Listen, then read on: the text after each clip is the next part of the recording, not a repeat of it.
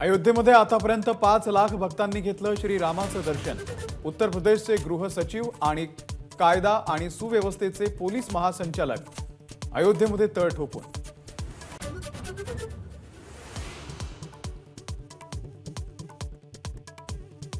अयोध्येमध्ये प्रचंड गर्दी झाल्यानं योगी आदित्यनाथ तडकाफडकी अयोध्येमध्ये दाखल।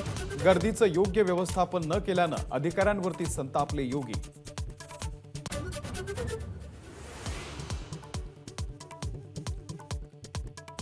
देशात 16 एप्रिल रोजी निवडणुका होणार।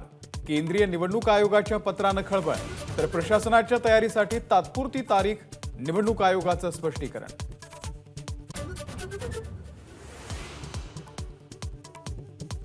राज्याच्या 6 शहरांमध्ये गृहनिर्माण सोसायट्यांमध्ये देखील मतदान केंद्र उभारणार। मतदानाचा टक्का वाढवण्यासाठी निवडणूक आयोगाचा मोठा निर्णय।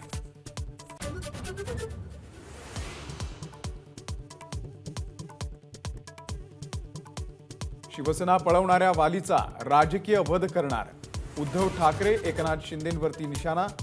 लग्न एकासोबत संसार दुसऱ्यासोबत करणाऱ्यांना बोलण्याचा अधिकार नाही, मुख्यमंत्र्यांचं उत्तर।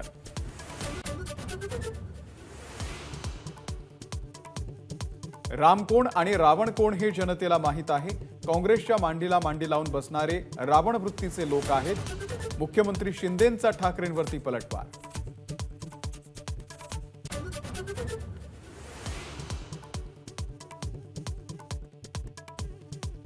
नाशिकमधल्या सभेमधून उद्धव ठाकरे यांचा भाजपवरती हल्लाबोल। राम भरोसे बस झालं, आता काम भरोसे मत मागा। ठाकरेंचा भाजपला आव्हान।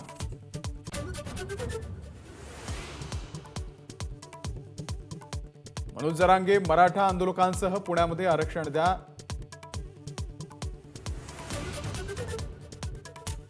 मनोज जरांगे मराठा आंदोलकांसह पुण्यामध्ये आरक्षण द्या, नाहीतर गोळ्या घाला। मनोज जरांगेंचा सरकारला इशारा। मराठा समाजाचं राज्य मागासवर्ग आयोगाकडून 23 ते 31 जानेवारीच्या दरम्यान सर्वेक्षण। गोखले इन्स्टिट्यूटनं बनवलेलं ॲप वारंवार पडते बंद।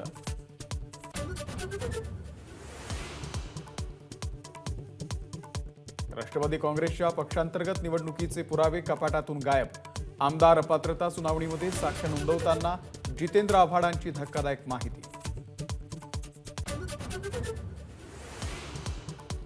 पश्चिम रेल्वेवरती दुरुस्तीचं काम करताना 3 रेल्वे कर्मचाऱ्यांना लोकलची धडक। तिघांचाही जागीच मृत्यू। वसई आणि नायगाव स्थानकांच्या दरम्यानची घटना।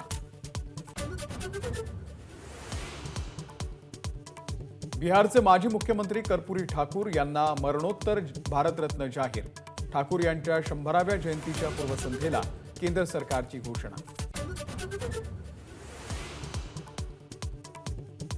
गुवाहाटीमध्ये राहुल गांधींची भारत जोडो यात्रा अडवण्याचा प्रयत्न।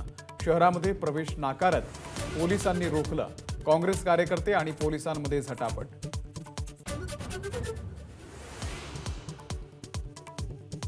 मुख्यमंत्री एकनाथ शिंदे 2 दिवसांच्या सुट्टीवर। सुट्टीमध्ये दरे या मूळ गावी मुक्काम।